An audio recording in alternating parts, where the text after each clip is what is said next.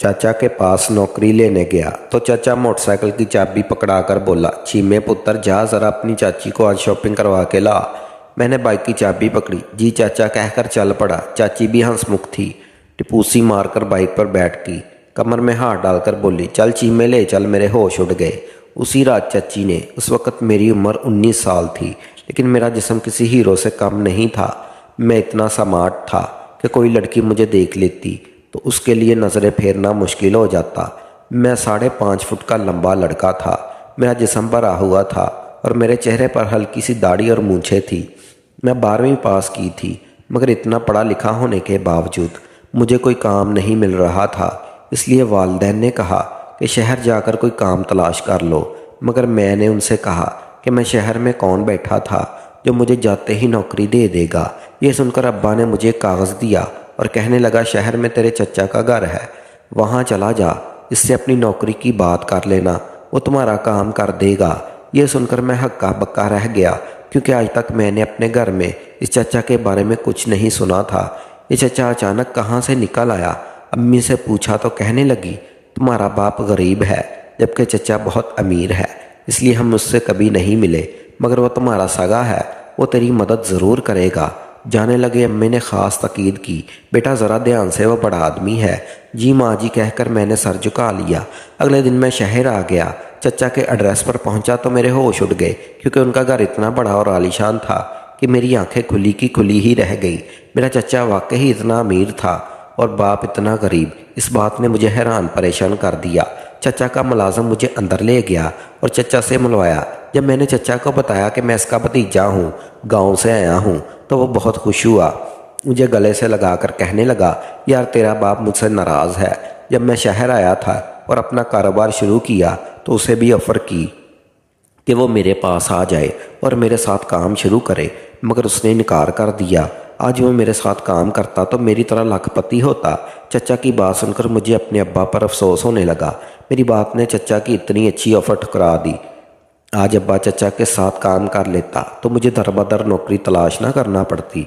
इसलिए मैंने चचा से कहा, पता नहीं क्या सोचकर मेरे बाप ने आपकी ऑफ़र ठुकरा दी थी, लेकिन मैं अपने बाप की तरह नहीं हूँ, मैं बाप के साथ रहूँगा, आप मुझे कोई नौकरी ढूंढ दें। चचा मेरी बात पर हंस पड़ा और कहा, तू मेरा सगा भतीजा है, तुझे कहीं और जाकर नौकरी करने की क्या ज़रूरत, मेरे घर पर रह जा, मेरे घर के काम कर दिया करना। मैं कोशिश तो करूँगा, लेकिन जब तक तेरी पक्की नौकरी का बंदोबस्त नहीं होता, बस यही तेरी नौकरी है। चचा की बात सुनकर मेरा दिल बाग बाग हो गया। यही तो मैं चाहता था कि चचा के साथ रहूं और उनकी तरह अमीर बन जाऊं। चचा ने उस दिन मुझे अपने घर दिखाया और कहा, मेरी 2 बीवियां हैं, लेकिन तुमने मेरी दूसरी बीवी का ख्याल रखना है, क्योंकि वो मुझे बहुत प्यारी है, वो मेरी लाडो परी है।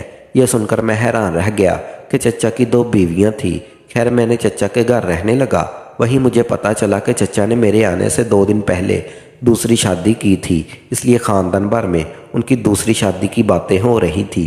कोई कहता था कि चचा ने दूसरी शादी करके अच्छा किया, क्योंकि उनकी पहली बीवी इतनी जवान और खूबसूरत नहीं थी, मगर कोई कहता कि चचा अमीर हो गया था, इसलिए कम उम्र लड़की से शादी कर ली और पहली बीवी बेचारी के साथ बहुत बड़ा जुल्म किया। मगर जब मैं चचा के घर आया और उनकी पहली बीवी को देखा, वो बहुत खुश थी, क्योंकि चचा अमीर था, पैसे की कमी नहीं थी, घर में ज़रूरत की हर चीज़ मौजूद थी। इसमें किसी औरत को क्या तकलीफ़ होनी थी। तभी उसने चचा की दूसरी बीवी को आसानी से कबूल कर लिया था। भला मालदार शख्स को कौन सी औरत छोड़कर जाती। लेकिन दूसरे दिन जब मैं चचा की दूसरी बीवी को देखा तो हैरान और परेशान रह गया। वो मेरी हम उम्र थी और उस कदर खूबसूरत लग रही थी कि एक बार कोई उसे देखता तो उसका दीवाना हो जाता। लेकिन मेरी तो वो चच्ची थी, इसलिए पहली बार जब नज़र भर कर देखा तो मैंने शर्म से नज़रें झुका ली। चचा ने मुझे कहा कि मैं अपनी नई चच्ची का ख्याल रखूं, इसलिए चच्ची के आगे पीछे फिरने लगा, क्योंकि मैं समझ चुका था कि चच्ची राज़ी हो गई तो मेरी नौकरी पक्की।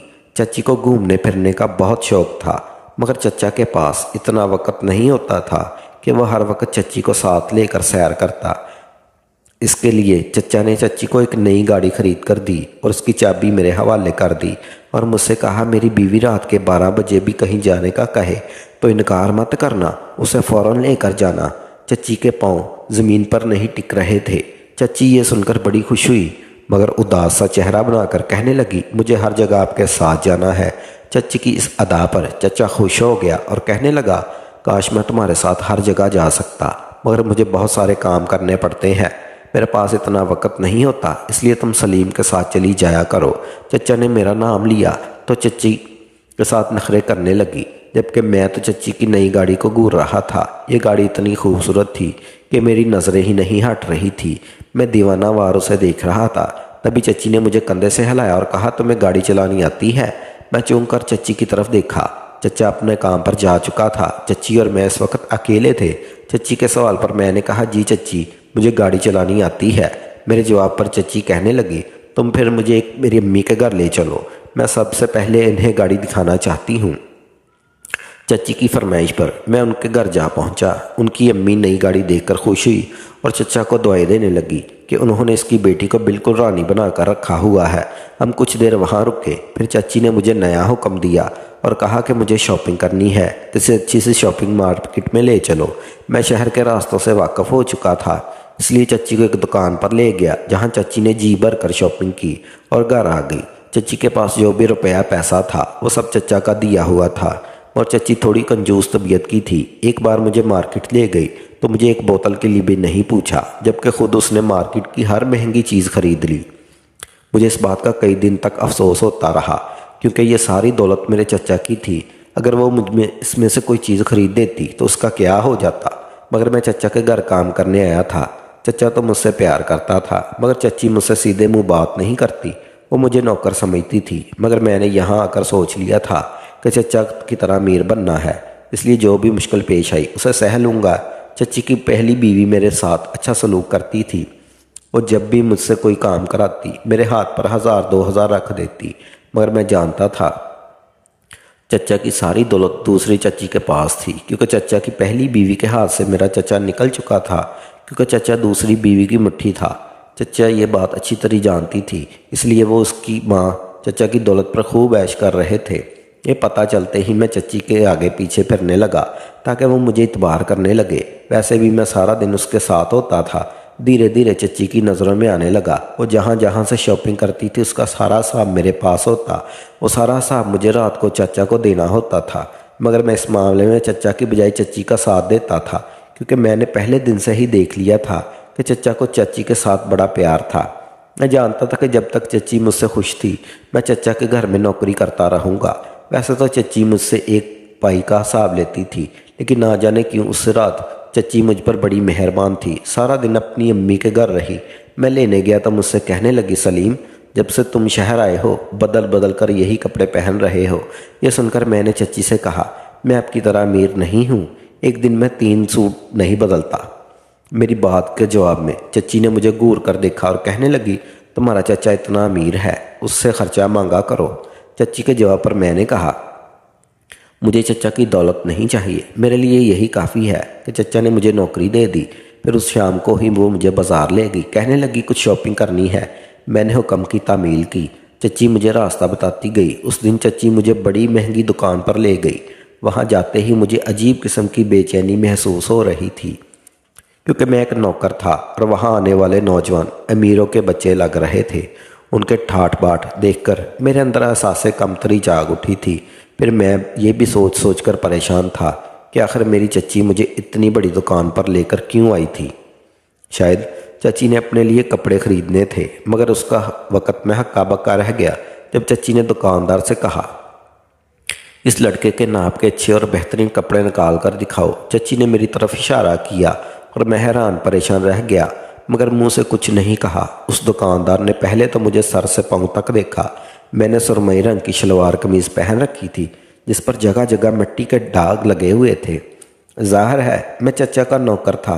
वो जो भी काम मेरे ज़िम्मे लगा देता मैं कोई इतराज़ किए बिना फ़ौरन कर देता। चच्ची के दोनों बीवियों के काम मेरे ही सर पर थे, इसलिए मेरे कपड़े मिट्टी से भर जाते थे।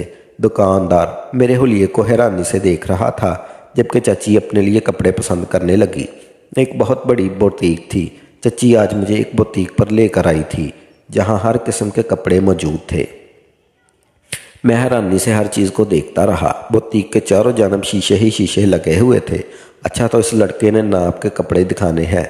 इस दुकानदार ने जब मुझे सर से पैर तक अच्छी तरह से देखा तो फिर चच्ची से पूछने लगा, मैडम आप इस लड़के की बात कर रही हैं ना।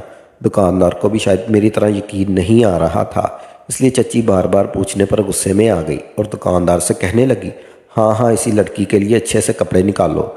समझ नहीं आ रहा था कि दुकानदार चच्ची का गुस्सा देखकर चुप हो गया और मेरे नाप के 5-6 सूट निकालकर मुझे पकड़ा दिए। चच्ची अपने लिए कपड़े पसंद कर चुकी थी, इसलिए वो गाड़ी में आ बैठी। मैंने दुकानदार को पैसे दिए। उन कपड़ों का बिल 40,000 बना, जो कि दिया मैंने दुकानदार को दे दिया। मैं गाड़ी में आकर बैठा तो मुझे अफसोस होने लगा। चाची ने मेरे कपड़ों पर इतने सारे पैसे खर्च कर दिए थे। यही बात मैंने चच्ची से कही तो वो कहने लगी, तुम आजकल मेरे साथ आते जाते हो, इसलिए अच्छे कपड़े पहना करो, वरना लोग क्या कहेंगे कि मैडम खुद तो इतने अच्छे कपड़े पहनती है और नौकर मैले और पुराने कपड़े पहनता है। चच्ची की बात सुनकर मैंने उससे शुक्रिया किया और चच्ची कहने लगी, बस तुम्हें ख्याल रखना। चच्ची की बात पर मैंने उसकी तरफ देखा। क्या बात? चच्ची कहने लगी, आज की शॉपिंग का बिल 40,000 बना है, लेकिन तुम अपने चाचू को 80,000 बताना। चच्ची की बात में अच्छी तरह समझ गया था, इसलिए चुप हो गया। मेरी खामोशी देखी तो चच्ची कहने लगी, मैं तुम्हारे चचा से ये बात छिपा नहीं रही, बल्कि मेरी मजबूरी है। दरअसल मेरी अम्मी बहुत बीमार रहती है। ये सुनकर मुझे लगा जैसे चच्ची मुझसे डर रही हों, इसलिए मैंने चच्ची से कहा, आप बिल्कुल फिक्र ना करें, मैं ये बात चचा को बिल्कुल नहीं बताऊँगा। और इस दिन चच्ची मुझसे बहुत खुश थी, क्योंकि अब वो मेरा बहुत ख्याल रखने लगी थी। चचा भी मेरा बहुत ख्याल रखता था, मगर चच्ची की बात ही कुछ और थी। यूँ मैं धीरे धीरे चच्ची का तमाद जीतने में कामयाब होता जा रहा था। चच्ची भी उस दिन के बाद मुझे ख़ास अहमियत देने लगी। चचा से कहकर मुझे क्वार्टर से निकाला और अपने कमरे के साथ वाला कमरा दे दिया। चचा ने कुछ नहीं कहा, क्योंकि मैं उनका सगा था, उन्हें तो खुशी ही होनी थी। मैं भी ये देखकर हवाओं में उड़ने लगा। मैंने तय कर लिया था कि मैं चच्ची को बहुत खुश रखूँगा। जितना वो मेरे लिए कर रही थी, मैं उसके लिए डबल करूँगा। चचा तो चच्ची का पहले से दीवाना था। चच्ची बहुत खूबसूरत थी, इसलिए देखने वाला चच्ची का बेदाग हुस्न देखकर पागल हो जाता। चच्ची ने चचा से शादी शायद इसलिए की थी कि वो बहुत प्यारी थी। शायद चचा का दिल चच्ची पर आ गया था। एक दिन चच्ची अपने माँ के घर जाने लगी तो मुझे अपने कमरे में बुलाया। मैं चच्ची के कमरे में गया। शायद उन्हें मुझसे कोई काम था, मगर मैं वहाँ उसके कमरे में गया तो उसने मुझसे कहा, सलीम मुझे ये हार गले में पहना दो, मुझसे बार बार गिर जाता है। ये सुनकर मैं घबरा गया, क्योंकि मैं इसकी खूबसूरत से बेहद मुतासर था, मगर उसे देखकर हमेशा अपनी नज़रें झुका लेता था। हालांकि वो इतनी खूबसूरत थी, मगर उसे बार बार देखने को दिल करता था।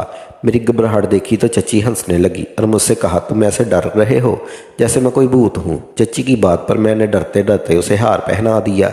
चच्ची कहने लगी, आज मेरी दोस्त की शादी है, मगर मेरे पास ये मामूली और छोटा सा हार है, तुम अपने चाचा से मेरी सिफारिश कर दो। ये सुनकर मैंने चच्ची की तरफ नासमझी से देखा तो चच्ची कहने लगी, मैं इस बड़े हार लेना चाहती हूँ, मगर तुम्हारे चचा से कहने की हिम्मत नहीं हो रही, तुम अपने चचा से कह दो। ये सुनकर मैंने चच्ची से कहा, वो मेरी बात मान लेंगे। ये सुनकर चच्ची कहने लगी, कैसे नहीं मानेंगे, तुम्हारा खून का रिश्ता है, तुम्हारा चचा तुम्हारा बहुत प्यार करता है, तुम्हारी बात वो कभी नहीं टालेगा। ये सुनकर मैंने चच्ची से कहा, ठीक है, मैं चचा से ज़रूर बात करूँगा।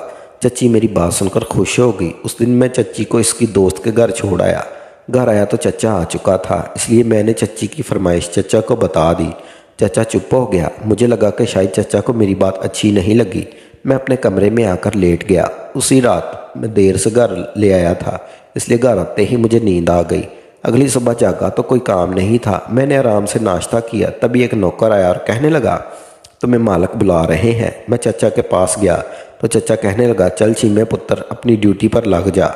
ये कहकर चचा ने मुझे अपनी बाइक की चाबी पकड़ा दी। वैसे तो मेरा नाम सलीम था और चचा मुझे हमेशा छीमा पुत्र ही कहकर बुलाता था, मगर चचा की बात सुनकर मैंने चचा से पूछा, कैसी ड्यूटी चचा? चचा कहने लगे, छीमा पुत्र ज़रा अपनी चाची को शॉपिंग करवा ला।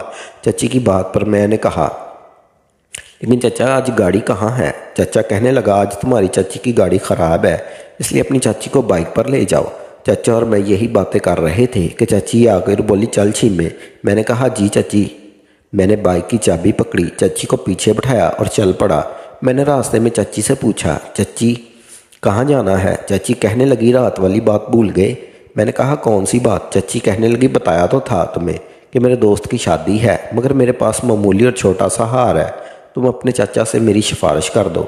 मैं इससे बड़ा हार लेना चाहती हूँ, मगर तुम्हारे चाचा से कहने की हिम्मत ही नहीं हो रही। तुमने अपने चाचा से कह दिया। ये सुनकर मैंने कहा, अच्छा तो चचा ने मेरी बात मान ली। हाँ बिल्कुल, चची खुशी खुशी बताने लगी। तभी मैंने चची से पूछा, तो फिर कहाँ जाना है? चाची शॉपिंग करने की शौकीन थी, इसलिए चची कहने लगी, चल आज मुझे सुनहरे के पास ले चल, मुझे अपने लिए हार लेना है। मैं चची को सुनहरे की दुकान पर ले आया। चची ने दुकान पर आते ही महंगे महंगे हार देखने शुरू कर दिए। मैं जानता था कि चचा ये हार ज़रूर खरीद देगा, इसलिए मैं दुकान में मुतमिन बैठा था। सुनार चाची को महंगे महंगे सेट दिखा रहा था। वो चाची को देखकर समझ गया था कि ये लड़की बहुत अमीर है, तभी तो वो चाची को इतनी इज्जत दे रहा था। चाची सुनहरे की दुकान पर बैठी सेट पसंद कर रही थी। तभी चाची ने 18 लाख के सेट खरीदे और मुझसे कहा कि मैं दुकानदार को पैसे दे दूं। मुझे यहाँ आते हुए चचा ने पैसे दे दिए थे, मगर जब मैंने चचा के दिए हुए पैसे गिने तो वो पैसे बहुत कम थे। चची दुकानदार से कहने लगी, आप मेरे सेट पैक कर दें, मैं अभी अपने शौहर से और पैसे मंगवा लेती हूँ। ये सुनकर दुकानदार खुश हो गया। उसने अपने नौकर से कहा, छोटे भागकर मैडम के लिए बोतल लेकर आ। सुनार चाची की खिदमत करने लगा क्योंकि उसे इतनी बड़ी रकम देने वाली थी। इतने में दुकानदार का नौकर बोतल ले आया। चाची सेट चेक कर रही थी, उसने बोतल पीने से इनकार कर दिया और मुझे बोतल देकर कहा, तुम ये बोतल पी लो। मैंने शर्मिंदा सा होकर बोतल पकड़ी और बोतल पीने में मसरूफ़ हो गया। चाची दुकानदार को कहने लगी, ये लड़का इधर बैठा है, मैं ज़रा बाहर गाड़ी में अपनी अम्मी को ये सेट चेक करवा कर आती हूँ। ये कहकर चाची बाहर चली गई, जबकि मैं मज़े से बोतल पी रहा था। इतनी देर तक दुकानदार दूसरी औरतों के साथ मसरूफ़ हो गया। चाची को बाहर गए काफ़ी वक्त हो गया था। मुझे फ़िक्र होने लगी। सुनार ने भी कहा, बाहर जाकर मैडम का पता करो। उन्होंने बड़ी देर लगा दी थी। सुनार की बात सुनकर मेरे दिमाग में करंट लगा। मुझे अचानक याद आया, हम तो घर से बाइक पर आए थे। तब चाची ने दुकानदार से बात क्यों की, ये लड़का इधर बैठा है, मैं ज़रा बाहर गाड़ी में अपनी अम्मी को ये सेट चेक करवा कर आती हूँ। ये बात याद आते ही मुझे अपनी गलती का एहसास हुआ। मैं फ़ौरन बाहर निकला, मगर उस सुनहरे ने मुझे पकड़ लिया और कहा, तुम भी मैडम की तरह भाग गए तो? तभी सुनहरे ने अपने नौकर को बाहर जाने को कहा, तुम जाओ और उस मैडम का पता करो। नौकर बाहर गया, मगर कुछ देर बाद खाली वापस आ गया।